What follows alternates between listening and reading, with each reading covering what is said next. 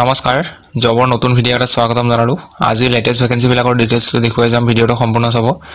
এক number vacancy আছে Nilachal hospital কোকৰাঝাৰৰ পৰা পোষ্ট আছে আইসিইউ সিস্টাৰ ষ্টাফ নাৰ্স এসিস্টেন্ট নাৰ্স ওয়াৰ্ড বয় গাৰ্লছ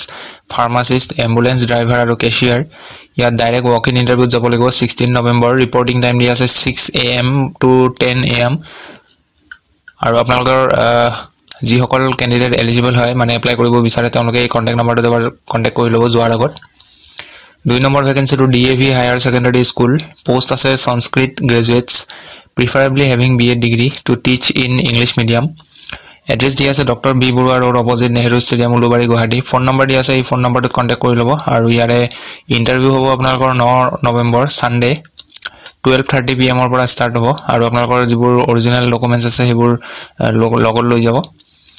3 নম্বৰটো আপোনালোকৰ mathematics teacher PGT post graduate teacher আৰু 2 নম্বৰটো জিওগ্ৰাফি টিচাৰ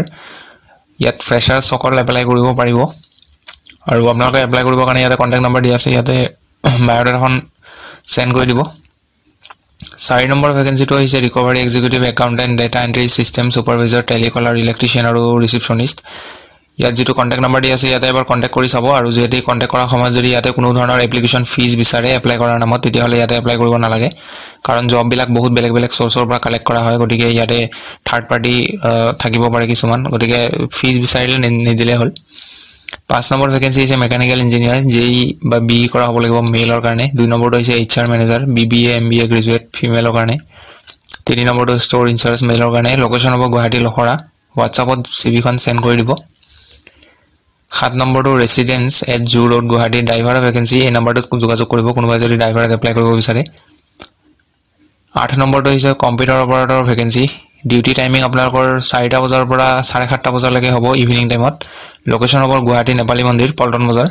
CV খন ইমেইলটোত সেন্ড কৰি দিব যদি শৰ্টলিষ্ট কৰে আপোনালোকক মাতিব ইন্টাৰভিউ কাৰণে নেক্সট আপোনালোকৰ HR MIS এক্সিকিউটিভ ফিমেলৰ কাৰণে কোৱালিফিকেশন BTech বা MTech কৰা হ'ব লাগিব 2 নম্বৰটো কোঅৰ্ডিনেটৰ কাউন্সিলৰ ফিমেলৰ কাৰণে ইয়াত কোৱালিফিকেশন PG বা MBA কৰা হ'ব লাগে 3 নম্বৰটো trainer of vacancy solar panel installation technician and executive ইয়াত যদি মিনিমাম এবছৰ কাম কৰা এক্সপেৰিয়েন্স আছে তেতিয়াহলে প্ৰিফাৰেন্স পাব এপ্লাই কৰিবৰ কাৰণে WhatsApp নম্বৰ আৰু মেইল আইডি দিয়া আছে ইয়াতে এপ্লাই কৰি ল'ব 10 নম্বৰটো এক্সিকিউটিভ কাম accountant vacancy for leading organisation situated at Guwahati apply কৰিবৰ কাৰণে আপোনালোকৰ এই মেইল আইডিটোত বায়োডাটা সেন্ড কৰি দিব আৰু আপোনালোকৰ এক্সপেক্টেড স্যালাৰি কিমান হয় হেতু লিখি দিব আৰু আপোনালোকৰ নলেজ থাকিব লাগিব টেলি এক্সেল আৰু ওৱৰ্ড